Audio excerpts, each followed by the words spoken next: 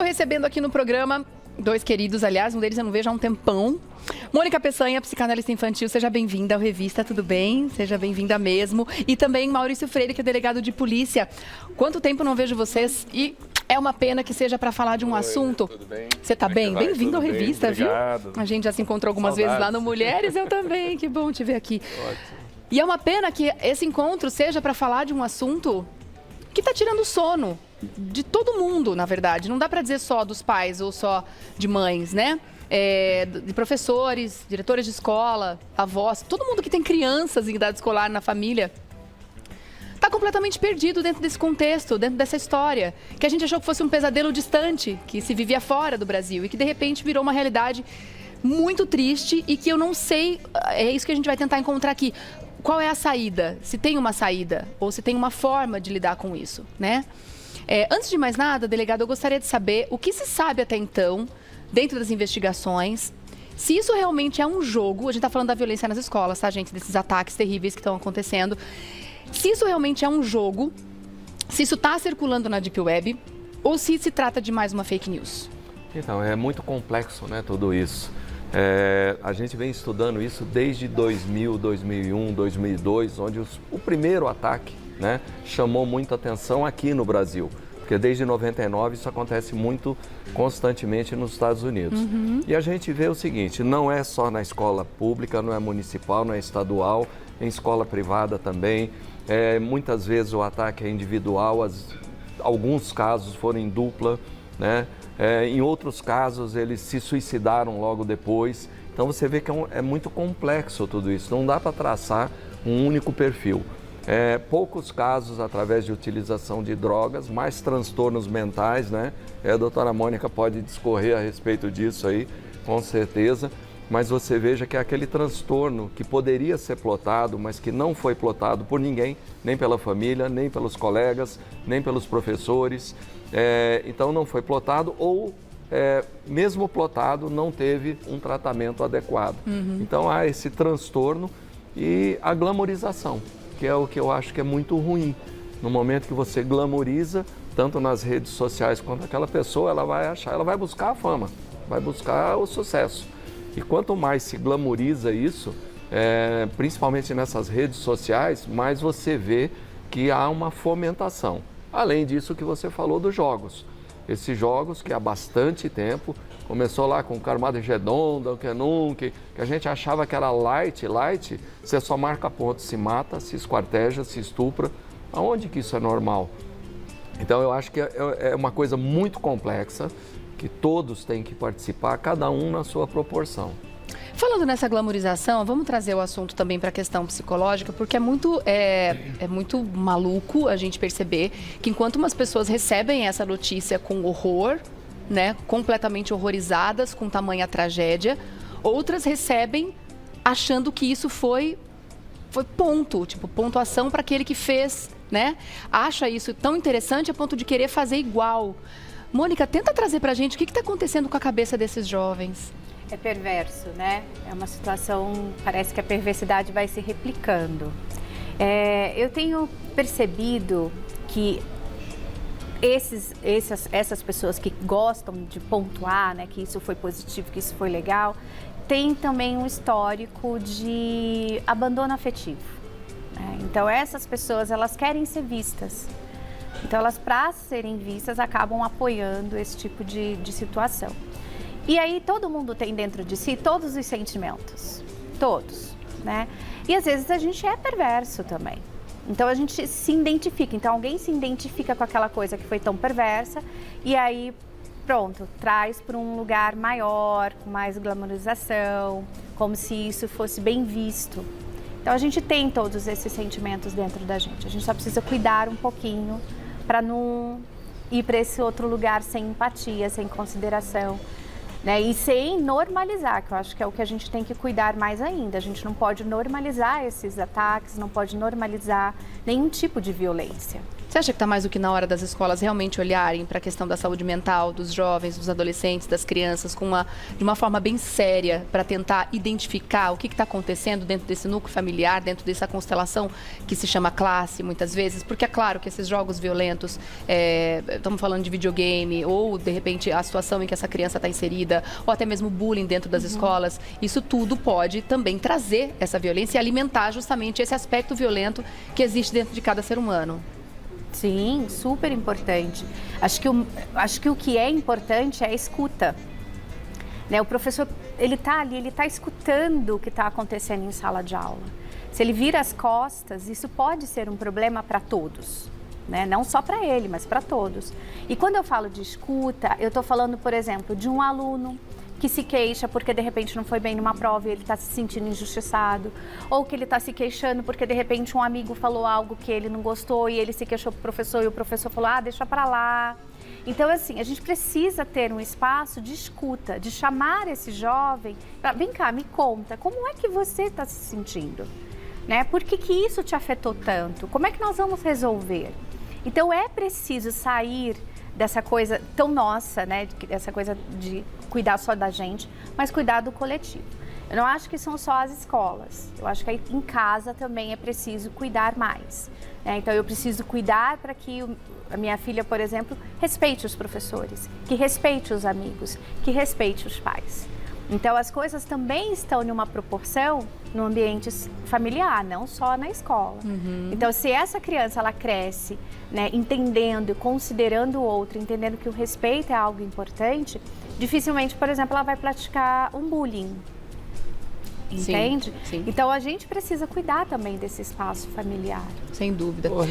Desculpe, Claro, existe um estudo da Unicamp muito sério desses casos todos. Até ontem, né, eram 22 casos que se estudavam hoje, entre ontem e hoje, mais 3 casos. E os jogos, antigamente, você jogava sozinho.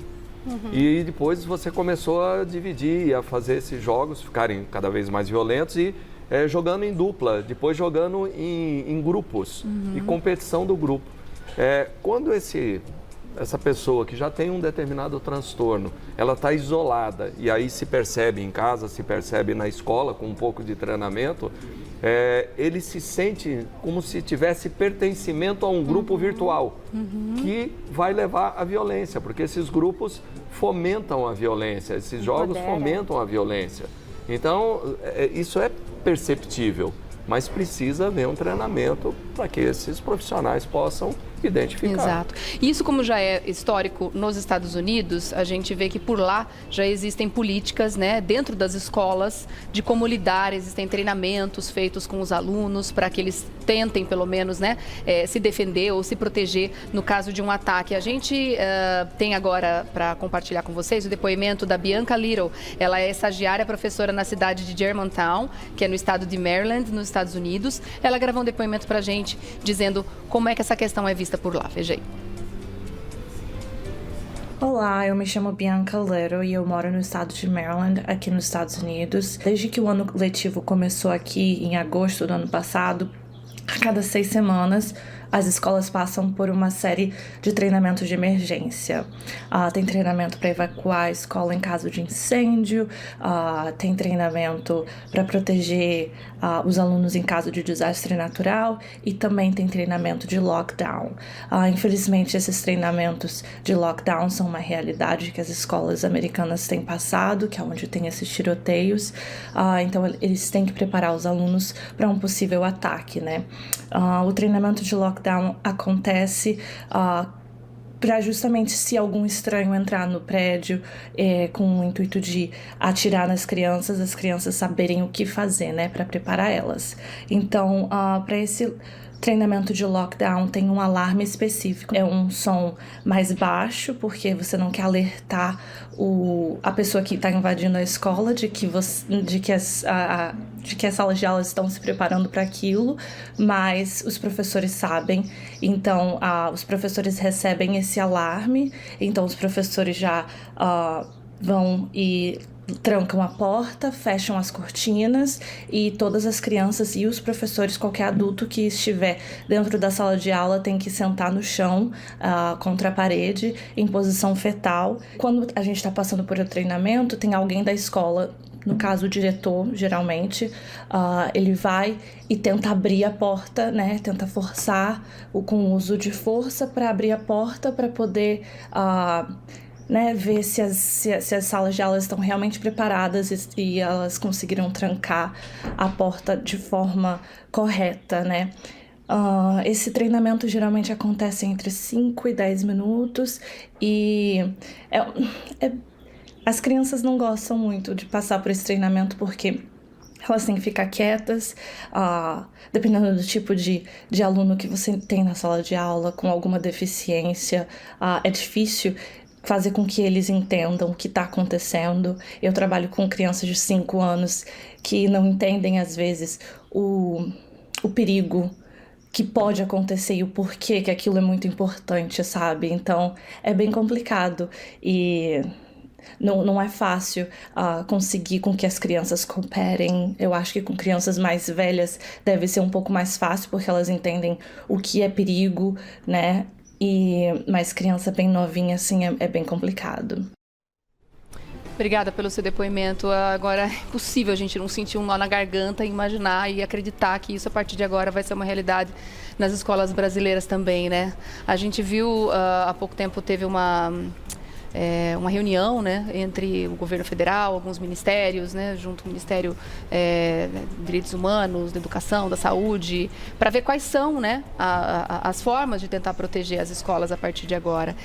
Esse é um caminho, delegado? O que mais pode ser feito? O que mais pode ser elaborado? Todo treinamento é fundamental, né? A gente não liga muito, ao invés de estar o tempo todo aí fazendo um jogo desse, poderia estar pesquisando, por exemplo, um socorro de urgência, que às vezes acontece dentro de casa, né? Então, todo treinamento é fundamental. As polícias começaram a fazer treinamento para esse tipo de ação e já mudaram muitas vezes a sua maneira de agir. Primeiro, se cercava a escola, se cercava aquele local esperando a equipe especializada de SWAT. Aí acontecia tudo o que tinha que acontecer lá dentro. Depois, entrar rapidamente nesse local. Começaram a preparar os policiais para não esperar, para entrar o mais rápido possível. Isso vai mudando constantemente. Esse treinamento que ela falou já teve uma alteração em 2 níveis. Porque, por exemplo, dos 25 casos aqui ocorridos no Brasil estudados, apenas o agressor não era do meio escolar, era da própria escola. Então, se você dá um determinado treinamento, aquele camarada que quer fazer alguma coisa, ele já se prepara e sabe qual vai ser a neutralização daquilo. Então, hoje é feito em 2 etapas, em 2 níveis. Para as crianças, evidentemente, se proteger, e para os professores, como agir. Não vamos chegar ao extremo de alguns lugares que já estão aí com os professores e as professoras armados, né? Eu acho que a arma, nem só a arma é o problema, como só a arma também não é a solução nunca, né? Então, não vamos chegar nesse extremo, mas o treinamento é fundamental. Nós não conseguimos colocar um policial em cada sala de aula. Mesmo que coloque na escola, tem escolas grandes, né? São mais de 180 mil escolas no Brasil inteiro. Exato. A gente não tem efetivo para isso. Então, por mais que vá atrás dos policiais da reserva, a gente não tem pessoal para isso. Não tem. É inviável. Então, tem que treinar o professor, tem que treinar os alunos, tem que treinar os pais, tem que ter essa identificação de alguém que tem um problema. A escola tem que criar um grupo de mediação de conflito. Não adianta só porque o bullying... Do bullying vira aquela agressão, aquela pequena agressão que vai cada vez aumentando mais. E aí, qual é a medida até hoje que era tomada na escola? Chama os 2 lá, suspende um, suspende o outro. Isso não resolveu. Tem que haver uma equipe de mediação de conflitos e encerrar aquele conflito ou minimizar o máximo possível ou tomar uma outra atitude, né, que não é só aquela punição imediata de fica 3 dias fora de aula. Às vezes é o que ele quer. Fica 3 dias fora de aula para estar lá na internet, né? Se preparando mais ainda. Agora, a preocupação também, né, Mônica, com relação a todas as consequências para o psicológico, para a saúde mental das crianças. Eu imagino que uma situação como essa, em que você tem que viver em alerta dentro do ambiente que até então era considerado um dos mais seguros do mundo para as crianças, que é a escola, que a criança vai lá para se desenvolver, para aprender, agora tem que ser um ambiente onde elas precisam também se proteger e passar por treinamento desse tipo. Então, eu não consigo imaginar isso, por por exemplo, na minha geração, a escola sempre foi um lugar de diversão, de aprendizado, onde a gente encontrava os amigos. Então agora vai ser um lugar que também, além de todo o entorno, que também oferece risco para as crianças. Como cuidar da cabecinha dessas crianças a partir de agora, mãe? Eu acho que a gente tem que conversar bastante em casa com as crianças, tentar tranquilizar, né, tentar dizer para elas, né, o quanto a escola é um espaço ainda seguro, porque a gente tem que lembrar que não são coisas que acontecem todos os dias, a gente está tendo esses eventos, mas não é uma coisa que acontece corriqueiramente nas escolas, então as crianças precisam se sentir seguras. E uma coisa também que eu acho importante é o professor também trazer essa tranquilidade, né? Eu vou contar para vocês uma experiência que eu vivi essa semana com uma adolescente que ela me disse, o meu professor me disse que ele não se colocaria na minha frente se acontecesse algo na escola, né? Ele não se colocaria na frente de nenhum de nós da minha sala. E essa adolescente ficou mais apavorada ainda, porque não trouxe tranquilidade, trouxe mais medo. Bom, se tem um adulto que é responsável por mim na escola, está dizendo que não vai me proteger, eu não vou vir para a escola. O que é isso? Então a gente tem que abrir espaço para diálogo, a gente tem que ter essa mediação de conflitos, até porque se não ocorre essa mediação, essa criança que se sente injustiçada, ela vai querer buscar, requisitar essa proteção. E talvez ela venha com medidas extremas. Então a gente precisa abrir espaço na escola para dialogar. E sim, a gente precisa entender que enquanto adultos nós protegemos as crianças, né? E uma forma de proteger é ajudar a criança a entender o que está acontecendo. A fala dessa professora, né, lá dos Estados Unidos, mostrou bem que a questão tem que ser tratada diferente com crianças mais velhas e crianças mais novas, né? E que as mais novas, de fato, não entendem. E depois que a gente viu o horror daquele ataque naquela creche, onde vitimou crianças de 5 a 7 anos, a gente fica se perguntando como tratar desse assunto com uma criança tão pequena. Ele deve ser tratado porque a criança, primeiro, que não tem nem noção do que é morte, do que é consequência, né? Então, como fazer isso? É uma questão que está deixando muitos pais perdidos. Eu estou ouvindo muitas mães que não estão levando os filhos mais na escola de educação infantil, não estão levando para as creches, porque, de fato, estão apavoradas. Então, acho que, antes de mais nada, é tentar se colocar no lugar. Sim. Porque se os pais estão com esse medo, o espaço de conversa pode ser que traga ainda mais medo para essas crianças. Mas uma coisa interessante, eu vou pegar até um pouco a fala do Dr. Maurício, que quando a criança está jogando e ela perde no joguinho, desperta uma raiva nela, lembra? Os sentimentos estão dentro da gente. Sim. Às vezes, os pais, no intuito de consertar logo o que está acontecendo com o filho, diz assim, desliga esse jogo, agora não vai mais jogar. Senta para ver o que está jogando. Olha para ver se aquilo que está jogando é de acordo com a idade, na estrutura emocional daquela criança. Porque os sentimentos estão ali. Então, às vezes, a conversa pode vir num jogo de tabuleiro. Às vezes, a conversa vai vir num jogo num videogame. Mas é preciso conversar. Talvez para uma criança de 3, 4 anos, a gente não vai ter essa clareza toda de, olha, você tem que se agachar, a gente vai fechar a porta. Talvez a gente não consiga isso tão claro. Mas a criança entende quando ela está em perigo, porque a nossa expressão facial, ela diz muito também para a criança. Então, quando a criança vai pôr a mão na tomada, a gente diz, não pode. A gente não diz, não pode. Então, a criança pequena, ela pode ler através das expressões faciais essa ideia de perigo, né? Então, a gente pode conversar. Com a criança de 5 anos, 6 anos, a gente já consegue entregar mais informação. Com a de 10, mais informação. Com a de 15, mais informação ainda. Então, a gente pode olhar para cada idade e entregar aquilo que é necessário. Crianças pequenas, a gente entrega mais ainda a informação para os professores. A gente liga para as escolas, a gente pergunta qual é o sistema de segurança, como é que vai ser, se acontecer alguma coisa, em quanto tempo a gente vai ficar sabendo para ir buscar os filhos. Percebe? A gente também tem que fazer essa parte de ir até a escola e se inteirar sobre como, sobre como aconteceria. Né? E uma outra coisa que eu acho também super importante, né, voltando até a questão de um padrão, cuidar muito dessas crianças que a gente olha e percebe que não está de acordo com um padrão. As crianças têm que ter um padrão único? Não.